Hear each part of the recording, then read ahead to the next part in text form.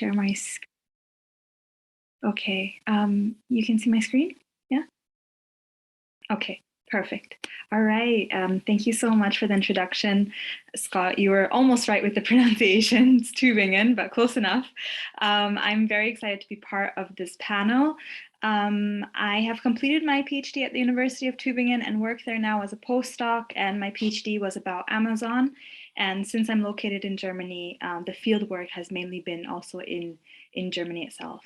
So today, especially now transitioning from the previous panel, I hope to take you a bit to Europe and what happens in Europe, and most importantly, what's perhaps in a contrast to the previous case study of the US, particular about how Amazon can really instrumentalize the landscape of Europe. Now, having said that, what I would like to do is give you a short context as to Amazon in Europe and in Germany, talk a little bit about my theoretical framework, but mostly to focus on Amazon and what I call the uneven geographies of Europe. So essentially my question is for this particular presentation, how has Amazon instrumentalized the context of the EU for its further expansion and organization of workers, and in turn, how workers navigate this landscape so that it's not such a structuralist analysis, but also centering the agency of workers. And what becomes prevalent or evident is that Amazon instrumentalizes the political economic conditions in the EU, where I would say it's perhaps not even unique because we've seen this with the car industry, we've seen this with other outsourcing services, etc. And what it does is it decentralizes its logistics network and it partakes in wage dumping, essentially a race to the bottom, by pitting also workers against one another, but at the same time that this provides opportunities and potentials for workers to organize. So if we take a look at Amazon globally, the largest market for Amazon outside of the US is in fact Germany. Now, Germany is usually in a close competition there with the UK, but thus far it has been Germany.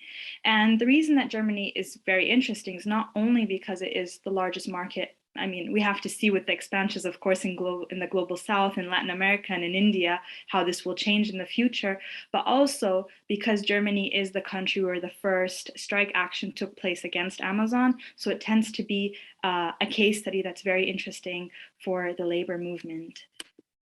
Now, Amazon presents itself as a major employer in Europe. So in contrast to the US, where it is de facto the second largest private employer, in the case of Europe, the way it compares itself, this is a direct quote here in the second part from their website, is they say that they employ more people with permanent jobs in the EU and the UK than the entire global workforce of essentially BMW and Renault.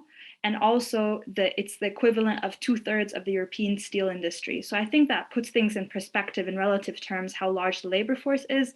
Of course, though, when it comes to Amazon in Europe as elsewhere, we only have the official numbers that do not say anything to us about the seasonal workers that we know at specific times can make up half of the warehouse. But essentially, it is a growing workforce and across the continent as well. Now, in terms of theoretical perspective, I come from a critical political economy perspective where I say, I think I centralize agency. So to understand change through also what labor does, how labor mobilizes and struggles. What's really interesting about the case of Germany is what I've highlighted with this or mentioned with the uneven geographies in Europe, essentially a core and periphery that we see in Europe and how Amazon actually reproduces this through one of the cases, one but many, that we see with Germany and Poland. So what do I essentially mean with this? Sorry. So if we take a look at the map of Europe, this is a very simplistic understanding, but for the sake of the presentation, the idea is that we have core economies such as Germany that is a core economy because of its industry. For example, car industry, but also investment goods, essentially. And then we have peripheral countries that rely on foreign direct investment from the core countries, and also in certain cases, this form of dependent industrialization. So for Germany, an essential country has been in the past Spain, where it had relocated its car production to Spain, and by doing so was able to half the wages it was paying its workers in comparison to Germany. And the countries have become even more central to Germany, but also elsewhere, of course, are the Visegrad countries. So we have the countries of Poland, Czech Republic, Slovakia, and Hungary. For this specific case study, Poland is an essential case.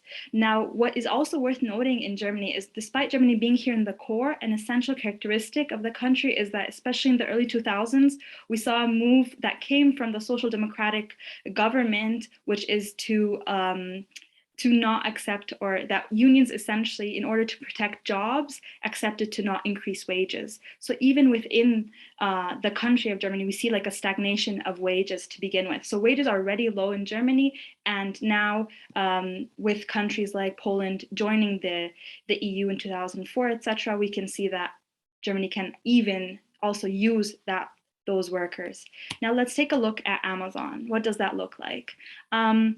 This is one of the maps that we can see actually where the warehouses are located in Germany, particularly in Western Germany, because there's a concentration of larger cities such as Cologne, Essen, Dortmund, and but we also see there's warehouses elsewhere. And this is a screenshot of where they are located in Poland. The first warehouses that opened up in Poland are here, these three. And what we can see is there's a close proximity to the German borders, which is essential. Now, what are the implications or repercussions of such an expansion is essentially, I would say, 3 points that we could say. First of all, it allows Amazon here in Europe, and for the case of Germany, to have a completely decentralized network of warehouses with no particular choke points. So essentially, if there's no one warehouse across the whole country, as probably elsewhere in the world, as we know, that is especially important. So it means that Amazon can also shift its orders from one warehouse to the other. But in the case of Germany, what becomes interesting is these warehouses that it can use for such a move are not just within the borders of the country itself, but beyond it. Now, the warehouses in Poland that had opened, we're talking about a 100 to 200 kilometers away. Sorry, I did not pre-calculate that in miles, but very close, and also just under 20 kilometers away from the nearest airport. So you can say that logistically and from the infrastructure perspective, they're very close. And what we see essentially for Germany is what I had mentioned earlier about the core countries. So Germany is a core country, and here it is using a semi-peripheral country such as Poland for opening warehouses there. So Amazon in Poland was initially opened to cater exclusively for the German market. Since last year, we have Amazon.pl, where people in Poland can actually order from Amazon themselves, but this is directly using the workers in Poland for the German market. Now, of course, there they can take advantage of taxes and of labor laws, but what becomes especially important is it can actually increase the productivity of the workers. They have because it's a different country, they have different working hours, they have different contracts, taking in consideration the wages. We're talking about Polish workers now earning perhaps around a third, used to be a quarter of what a German worker is earning, and keeping in mind that they're there to cater for the German demand. We have this dual employment structure, as we've seen also in the previous panel, of this core and temporary workforce that comes into place during the peak season. In the case of Germany, at least from my understanding, we've moved away from actually hiring agency workers, but we still have, of course, seasonal workers that are hired 1 to 3 months in the peak season, whereas in Poland, agencies become crucial in order to hire workers, because actually this is where we see the infrastructure being so important. Where Amazon had initially opened its warehouses in Poland were areas with usually they open in areas with higher unemployment rates, but there in Poland, it was not the case. So they had to recruit workers up to 200 kilometers away. So essentially the distance to the German border, but in other directions, they had to hire workers from those areas in order to cater to to those warehouses, because they were so crucial. Now, most importantly, for the case of unionization and mobilization, is that Amazon's able to pit these workers directly to one another. Now, these workers have realized already very early on that they have common common demands and common motivations. As I've said, the first strike took place in Germany in 2013. Perhaps also interesting in this discussion is the labor struggle in Germany is so much formed around the struggle for the collective bargaining agreement. So Amazon says it pays according to the logistics collective bargaining agreement, but the Verdi, the German union, wants to push for for the one for retail, because that would actually come with higher wages. It's going to be really interesting because Germany yesterday voted on increasing the minimum wage in the country starting from October. So the minimum wage is going to go up to 12 euros starting from October. And because Amazon doesn't have the same hourly wage across its warehouses in Germany, it's going to be interesting to see whether it's going to actually increase the wages in the warehouses or not, given this new law. Now, so I'm going to wrap up, Scott, don't worry, I'm looking at the clock. But essentially, the landscape in Poland is completely different. We have two unions trying to organize workers with completely different strategies, one being more confrontational than the other, IP, then Solidarność. And of course, there you also have to petition in order to strike. So what do you do when Amazon warehouse workers in Germany want to strike, and you have that risk of actually just moving the orders to the Polish warehouses, which is actually what we've seen in the past and resulted in the first protests from Polish workers, because they found out they had to work additional time just to make up for that German strike.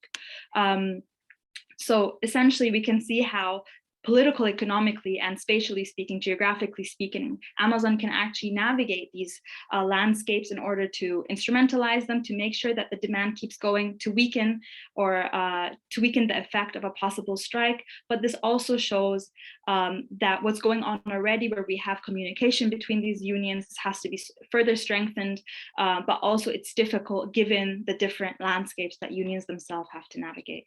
So based on that, I'd like to thank everybody and take more time. Thank you very much, Sarah. Well, those of you, not just people in the United States, learn the name of Bessemer, but also I think those around the world as well who are following labor news. And Adam Obernauer joins us. He's the Director of Organizing from the Retail Workers Union, the RWDSU. And he's going to speak to us about the challenges of organizing at Amazon. Adam, thank you. Yeah, thanks so much.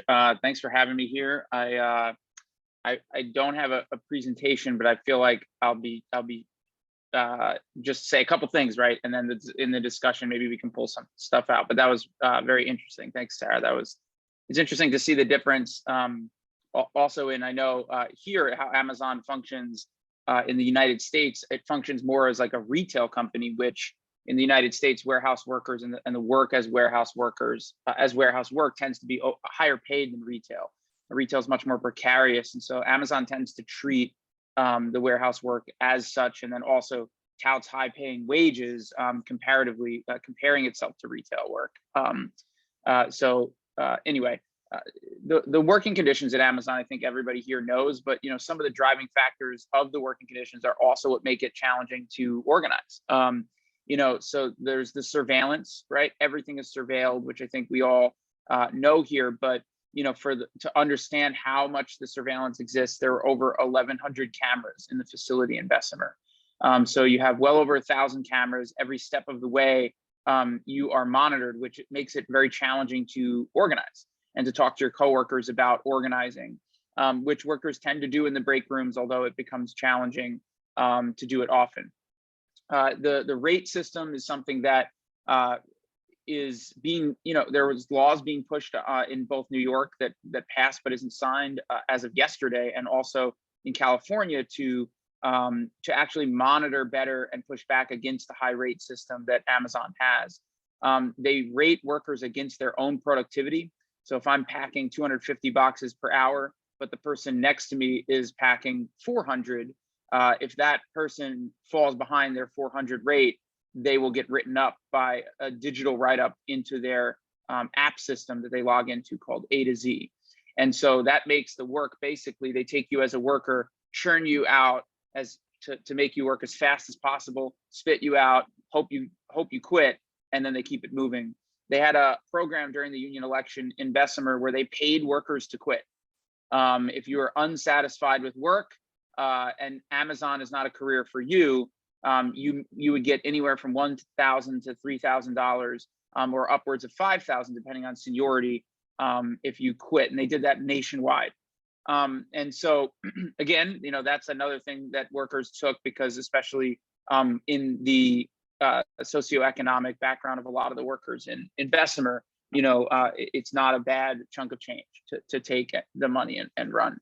And I say that to say with safety, with rate, what that does is workers pass out all the time.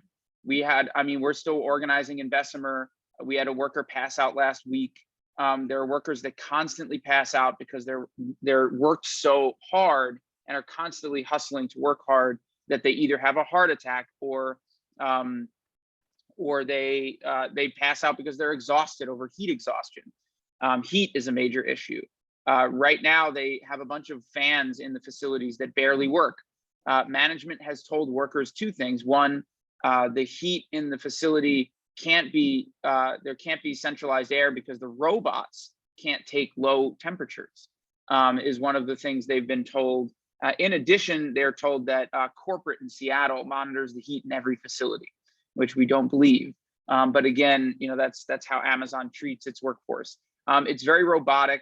They don't really have a functioning HR. It exists, but they send you down the loop. So if you're a worker that gets terminated or written up, it is very difficult to figure out why.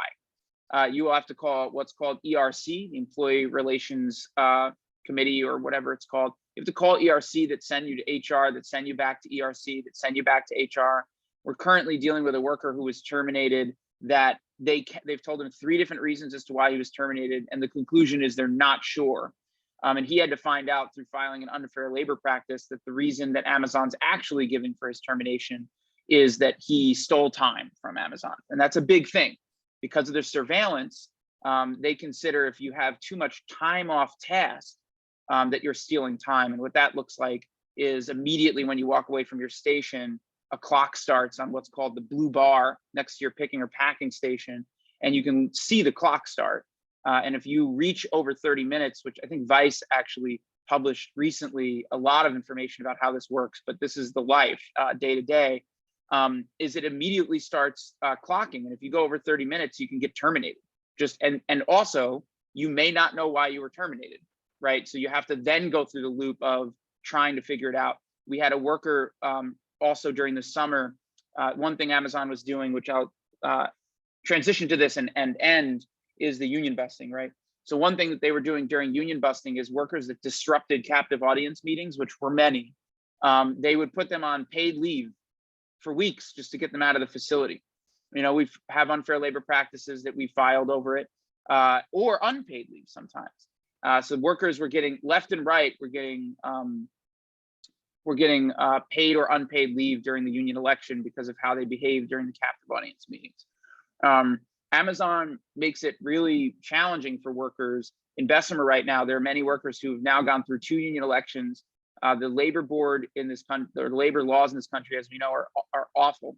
And so they're currently waiting for the challenged ballots to be counted in a too close to call election.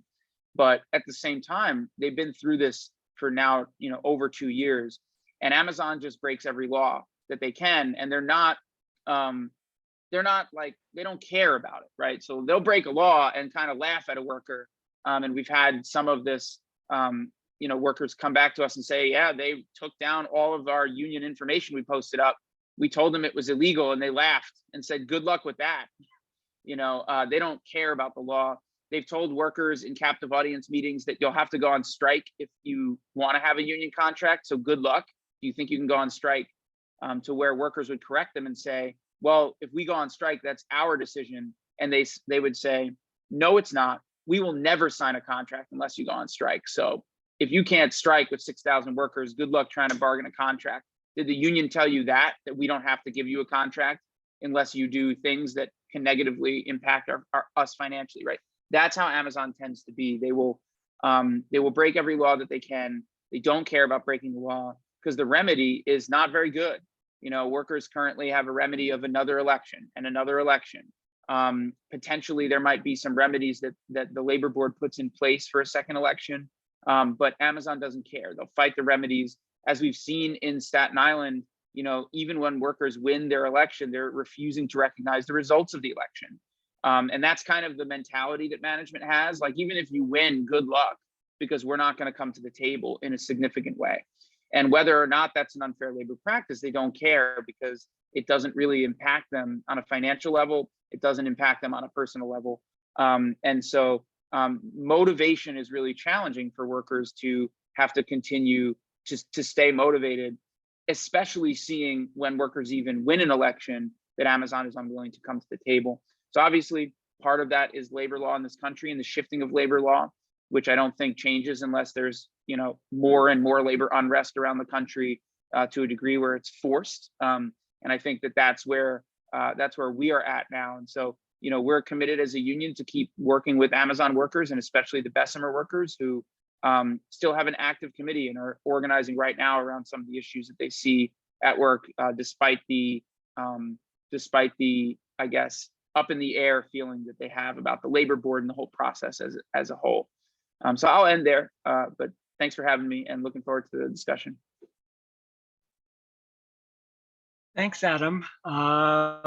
We turn now to a global union organizing perspective from Nick Rudikoff, who is campaigns director for Uni Global Union, based outside of Geneva, as well as co-coordinator of the Make Amazon Pay coalition. Nick? Hi guys, nice to see you all. Thanks for having me. I'm going to give you a quick overview of the state of affairs worldwide in Amazon world, and tell you what we're doing about it here at Uni Global. So first thing to recognize is that Amazon impacts most uni sectors. We are the global union for the services sector, 20 million workers in 150 different countries. And, primarily, of course, commerce and logistics, but also, of course, ICTS. This is a tech company, after all, the company that owns tremendous amounts of real estate, so cleaning and security. It's a huge producer of video content, as you all know, and we are the global union for media and entertainment. And then moving increasingly into finance, care, and then, the bottom line is, of course, that it impacts all workers, not just service workers, but public employees, transport workers, and manufacturing workers. We all know e-commerce is growing quickly. The pandemic accelerated that. And just to give you a sense of what Amazon's logistics business is, it's like basically equal to DHL and USPS combined. They just do so much logistics business. So you look at companies like USPS or UPS, where unions have built strong standards through generations of struggle and organizing, and you recognize that everything is at stake, and that's why it's so important.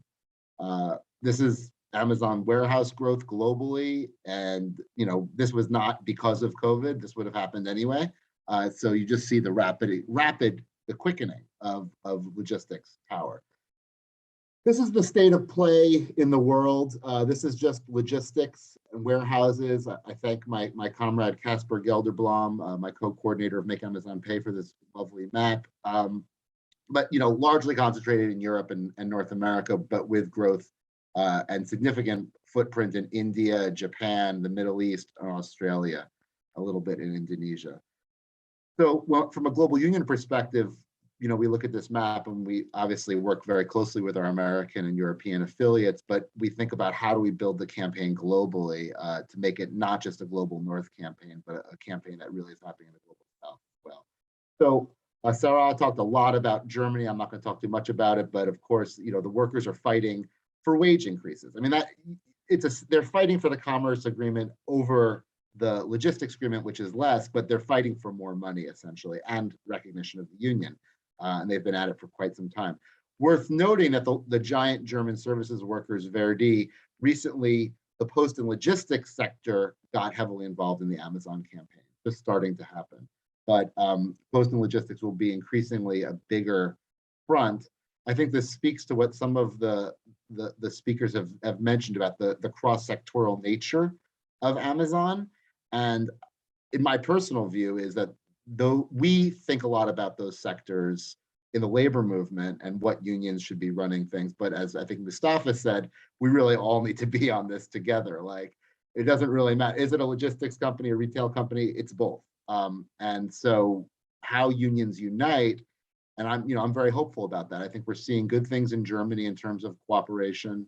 And in Italy, we're seeing similarly positive things.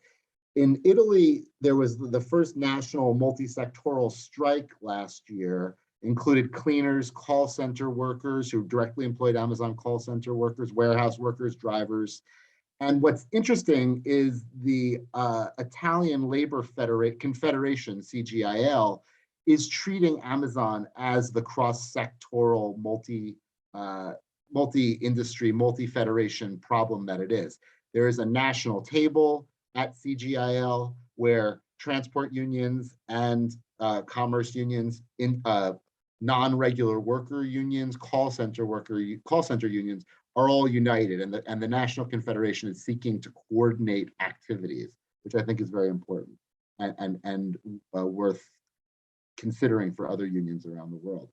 And then, Italian unions leverage their political power essentially to force Amazon to its first national agreement. Now, the national agreement they signed in September essentially said they would follow the law. So it's not exactly like the most amazing thing ever between us, but it's still forcing Amazon to sign something nationally.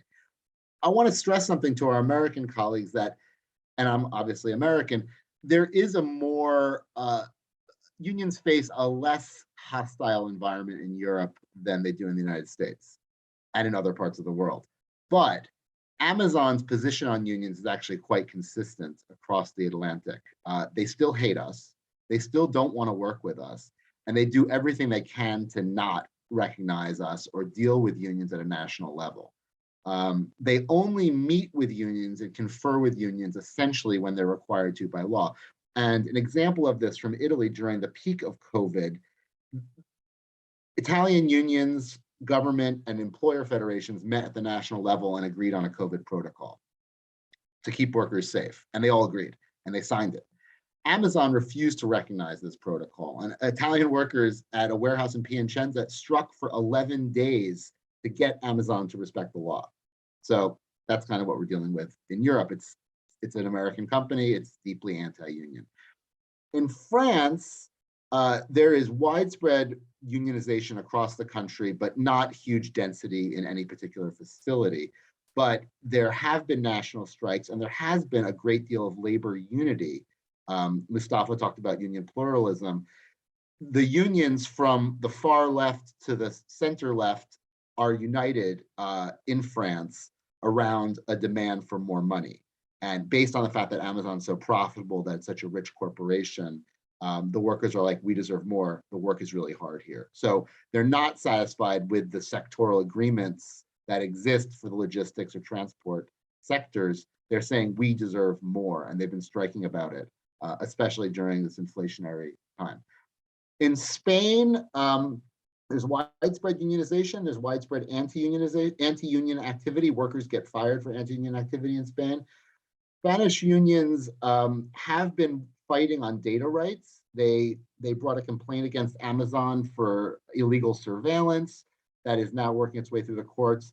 They brought a complaint around data rights violation because Amazon was sending workers data outside of the European zone for security checks, which is not legal. They got a €2 million judgment. A point, I think, of one thing I learned from this union leader right in the middle, Dougie, who's in the yellow shirt, he's the leader in Amazon's largest warehouse outside of Barcelona, is that they struck 90% of the building during a big strike a couple years ago. So they had a 90% strike, which for anyone who's organized a strike, that's a great turnout. They don't believe they actually disrupted Amazon's business those days in Spain. They think that Amazon's logistics network is so rich and so resilient that they were actually able, that Amazon was actually able to really weather that strike. So that's the challenging reality. The most sophisticated logistics network in the world, I think in contrast to Walmart, there's a lot of redundancies. Walmart has too, but yeah. So in the UK, you got a similar situation in some ways to the United States, really intense anti-unionism and no sort of unions or sectoral bargaining sort of automatically like you get in the Mediterranean countries more frequently. But the GMB union in the UK has been doing incredible work on health and safety. As a union researcher, I will lament to you that we don't have establishment level health and safety injury data in Europe like you guys do in America, which is unfortunate. So we can't actually say, but what GMB did is they looked at ambulance call outs, they did FOIAs, and they found that the call outs to Amazon facilities far exceeded the similar union facilities nearby.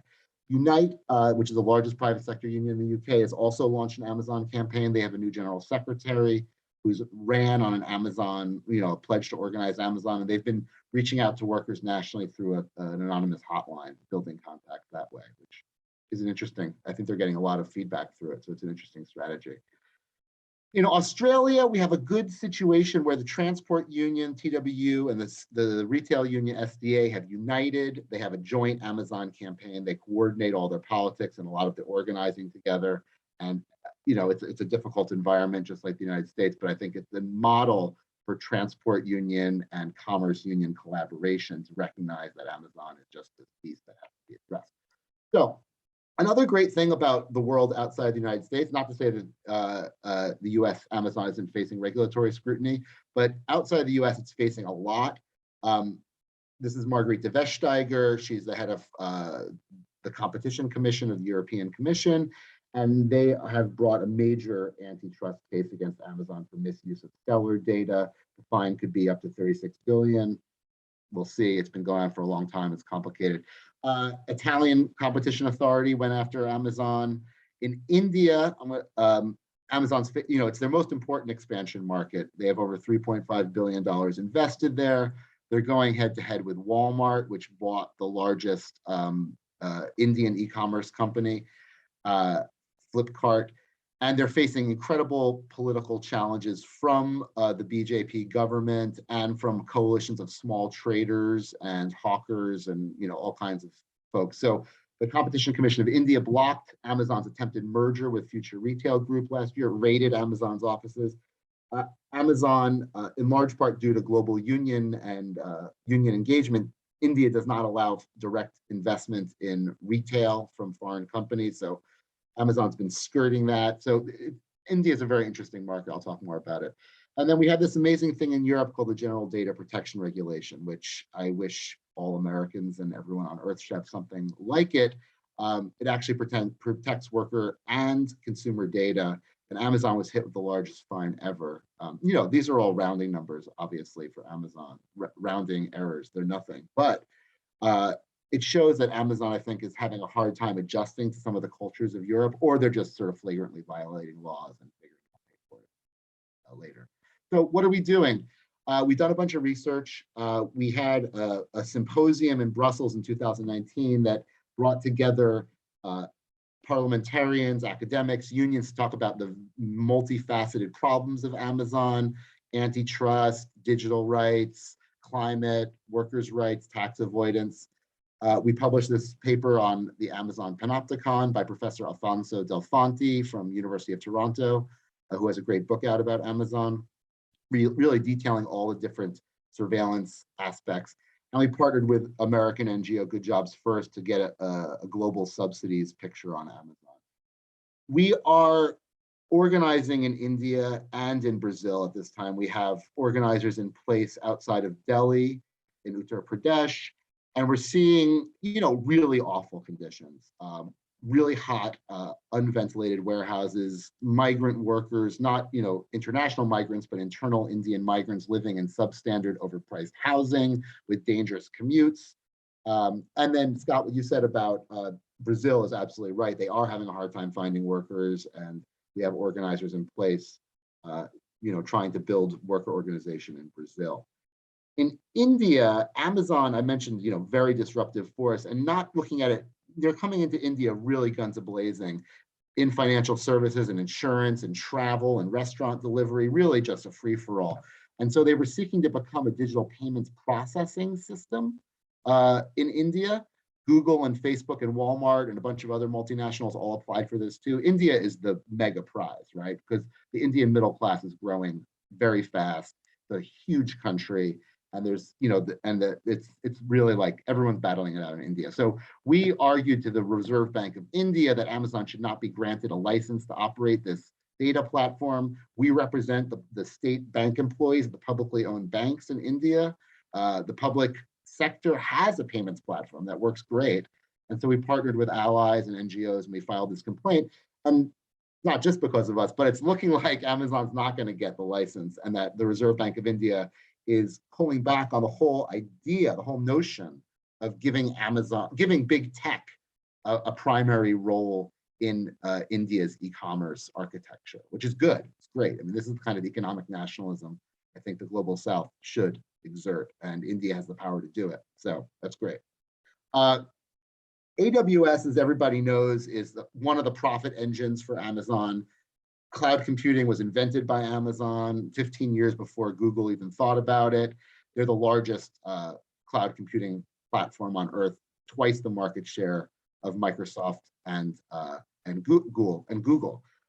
So we're working with Jack Paulson, who's a former Google researcher, conscientious objector from Google, who has a group called Tech Inquiry, and we're documenting all public AWS contracts around the world.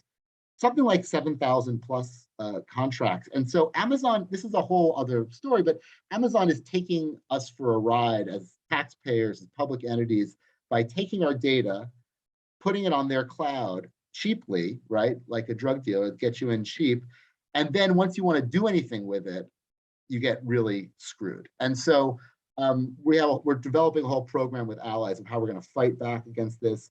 In Europe, in Germany, folks are saying public procurement should be tied to collective bargaining, that we shouldn't be giving contracts to union busters. I agree. I'm sure many on this call would as well. And so we think this is going to be a rich area of campaigning in the future. Surveillance and data rights is probably the biggest focus of our work because of the relatively favorable regulatory environment we have here in Europe.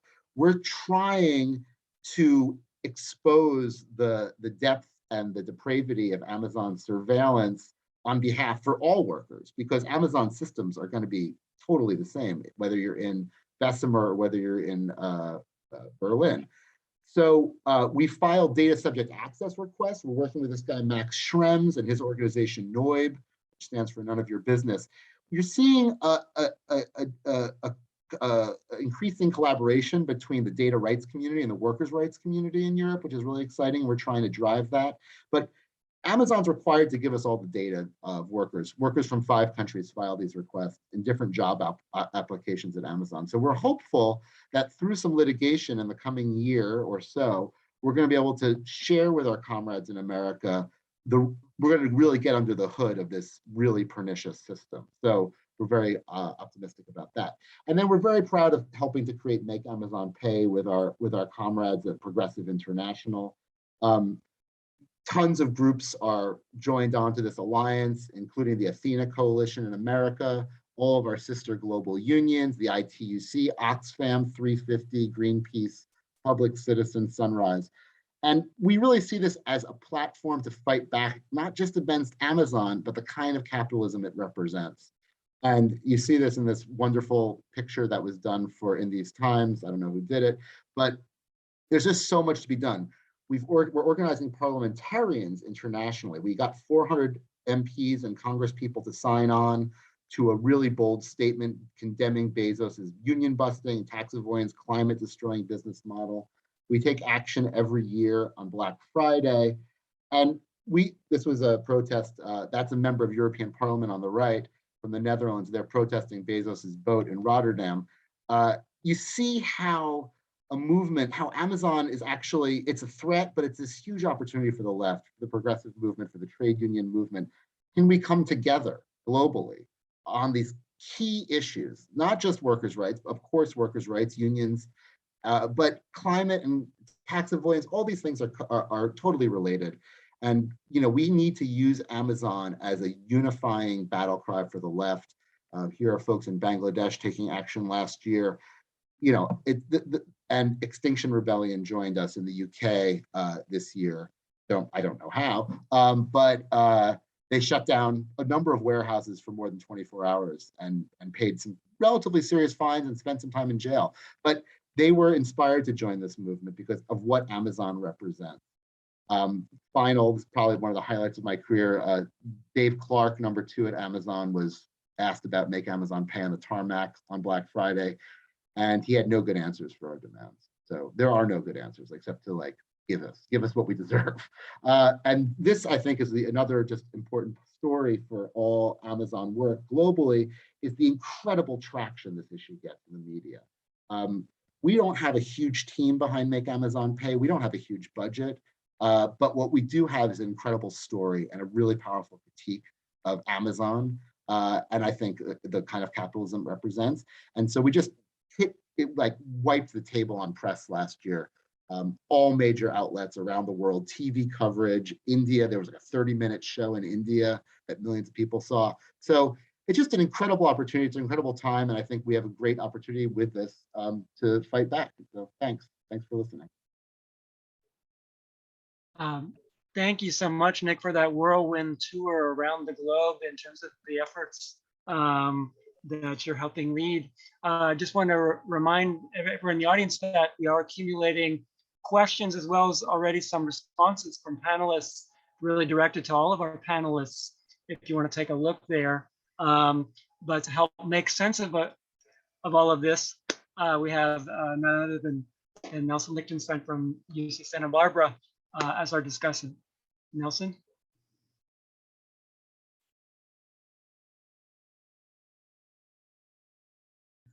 Oh, you're muted, Nelson.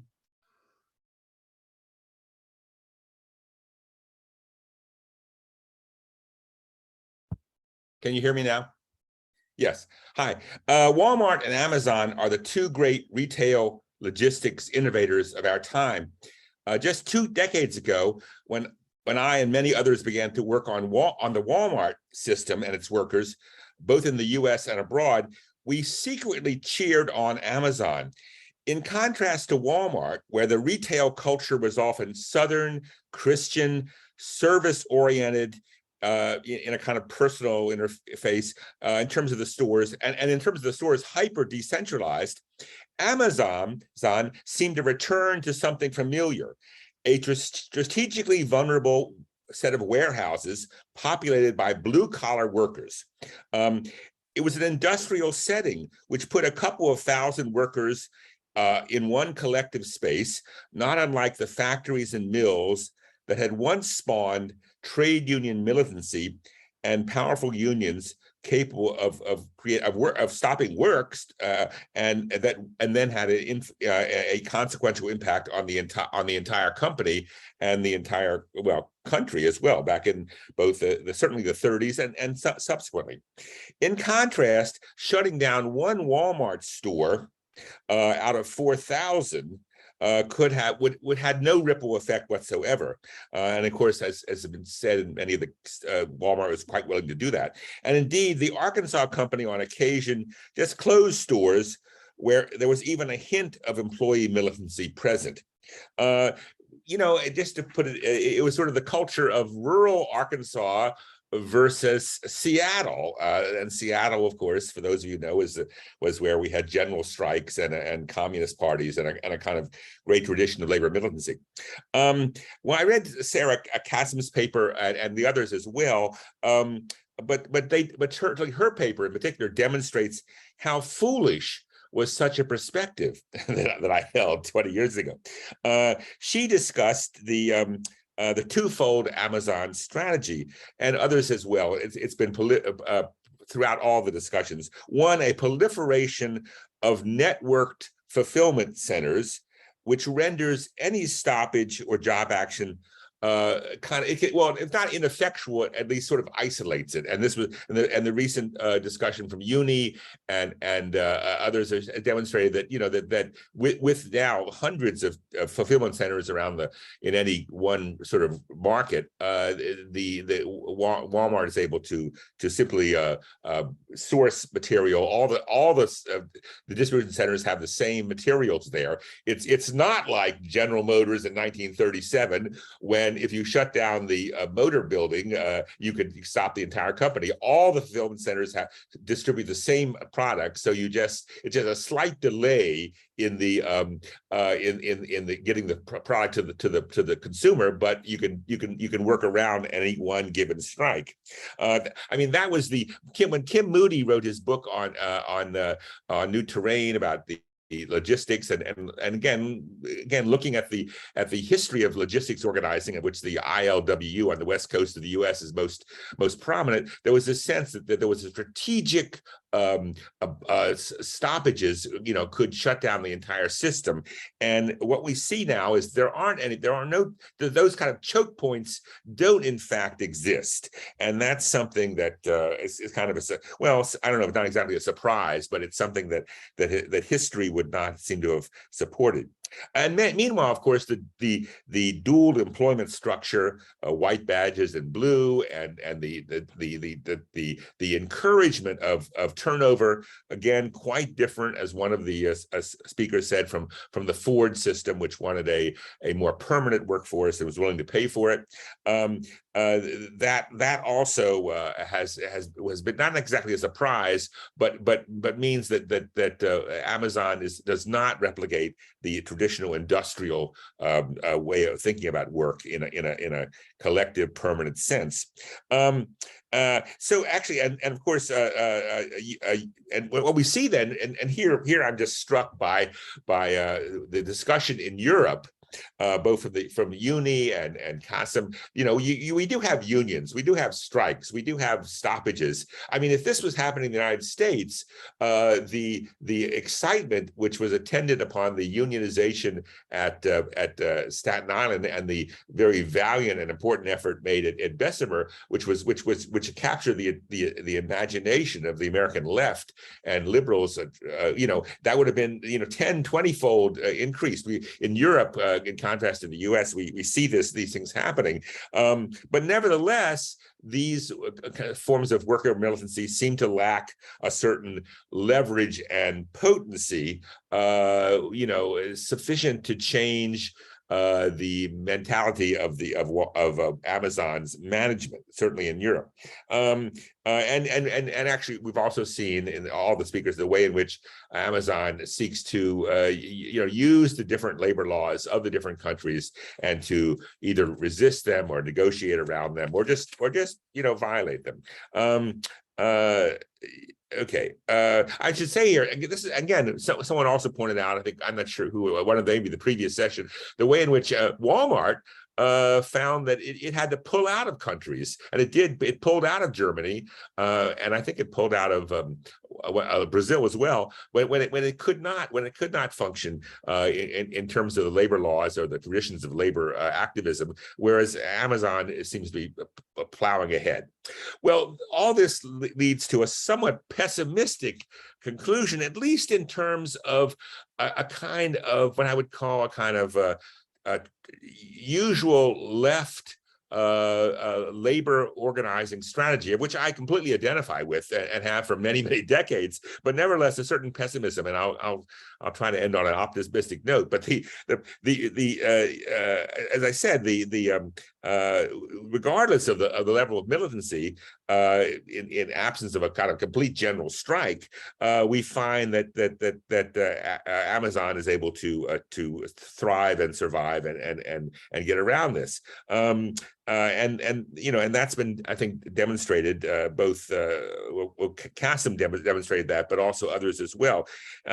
It therefore seems possible that even if more warehouses are organized by unions in the United States, the network character of the Amazon empire will prove resistant to genuine social and labor progress, and even in California, where laws have been passed, we just see a continual resistance on the part of the company. So that's why I think we need to raise our eyesight from the shop floor to the realm of law and politics. Now, obviously that's being done, but I want to just emphasize why that's important.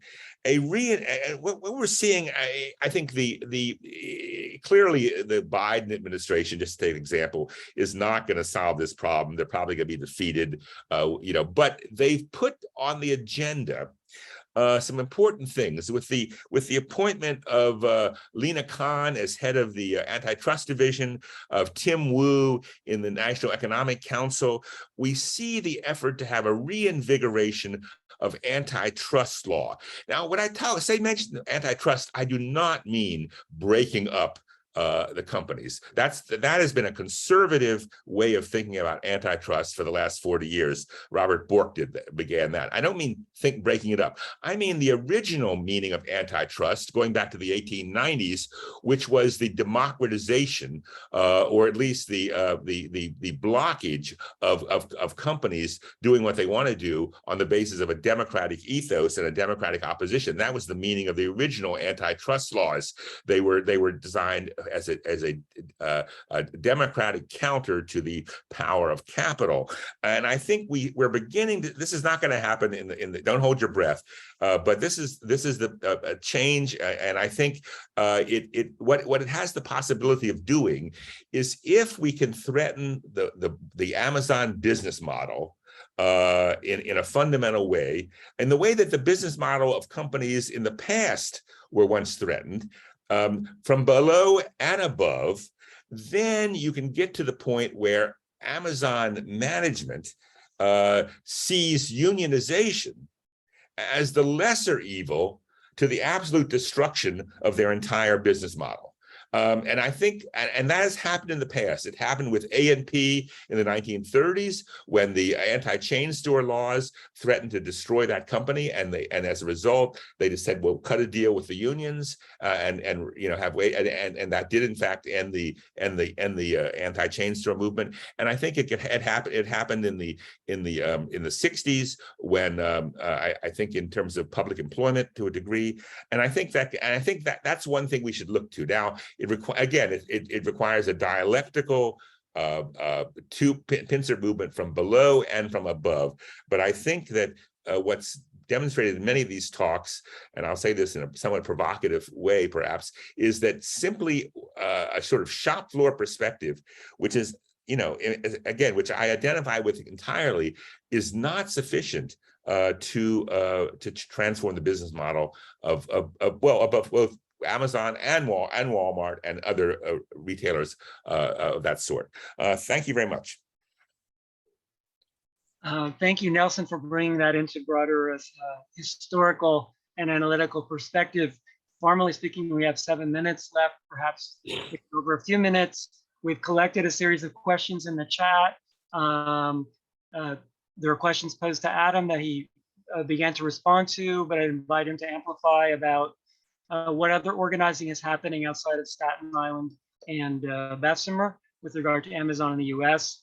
Questions were posed to Sarah about cross-border solidarity across Germany and Poland. There were other questions, and Nick has responded to some things there in the chat in terms of where Amazon locates. So anything that we'll just do a round and let you, in order of presentation, respond to anything that you'd like to. First with Sarah, and then going to Adam and Nick. Sarah? Great, thank you so much. Yes, thank you also for the great question. I think it's becoming always clear, and I'm sure, Nick, you know this from all your union meetings, about how essential it is to coordinate transnationally, especially in the case of Europe, because of essentially the geographical proximity and how the European Union is set up, that basically, although the warehouse is in a completely different country, Amazon can use them for the different markets and fill the gap there, and that this poses a danger for any sort of strike action, and that it could be undermined. So especially in the case of Germany and the workers in Poland, essentially Polish workers went on protested by working slower in order to, out of solidarity, because the German workers were going on strike that night. And since then, that's how the coordination actually was sparked, in part also because Amazon opened the warehouses in Poland to undermine the first strike action that happened in Germany in 2013. So we see how interconnected they are. Obviously, though, the big risk, as Nick has highlighted, is how different these countries are in terms of their laws, their industrial relations.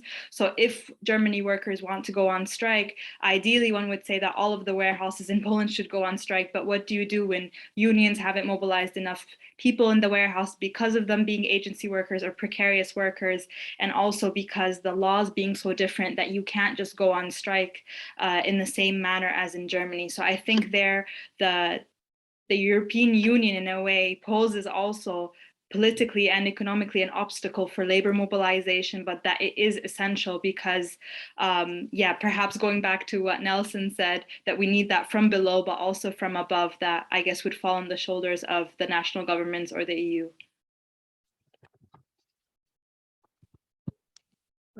Thanks, Sarah. Adam? Thank you. Yeah, so I guess I'll just talk a little bit about what's happening in the US with a bunch of different organizations and workers in general. So you have a lot of different organizations that have been organizing Amazon. Partially, it tends to be majority not traditional labor unions because of labor's, how do I say, reluctance to dive in deep into organizing Amazon, with the idea that, you know, organizing and getting members through a contract bargaining is very difficult. And I think a lot of the U.S. labor movement has lost the imagination of what we used to have in you know, as a labor movement in the early era of like the 1900s. But I think we're in a moment now where, you know, the Amazon Labor Union has won, right, their vote, and I think that's making, in addition to what we did in Bessemer, it's making a lot of unions question the ability of maybe this is something we have to do, which I think from a perspective of understanding Amazon, we do as a labor movement if we want to survive. Anyway, so what I'd say is you've got in Minneapolis with the Awood Center, and SEIU has constantly had multiple walkouts over the years. They had one recently. You have the North Carolina Amazon workers in the fulfillment center there working with Amazonians United, which is another organization that is not even a nonprofit. They're just a committee of workers in multiple different places around different warehouses that have been doing petitions and other direct action style demands to management at Amazon. In Chicago, there is another Amazonians United that has recently done a petition, but has done multiple in the past.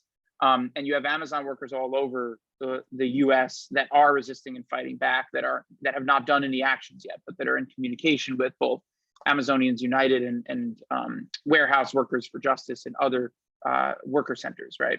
And so what we also have is a lot of Amazon workers are coming together for the Labor Notes Conference that's coming up in Chicago.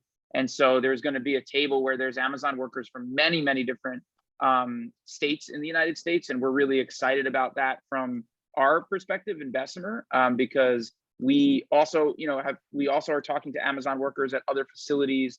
But again, it's really hard to jumpstart one of these campaigns and build a committee large enough to withstand the organized or the what would be the pushback. But that's one thing that we're excited for. And institutionally at the RWDSU, we support all workers that are organizing any Amazon facility. If they're doing a petition style campaign like Amazonians United, or they're doing an independent union like ALU, we believe that the labor movement needs to attack Amazon at every single level. And there's no shortage of workers and facilities. So from a jurisdictional perspective, I think that the labor movement needs to think differently about Amazon. And I think that we can, and I think that there are steps that we're taking in order to do so as a labor movement. But if we don't, as a labor movement, we're going to have an extreme amount of difficulty in the future. And I think that how the labor movement responds to this wave of workers taking their campaigns, taking on their campaigns themselves too, is going to be crucial in how we organize in the United States and internationally. So I'll leave it there. Well, I'd like to invite Nick to have the last word. to respond to anything you'd like to from the Q&A, from the other presentations, or from Nelson's commentary. Sure.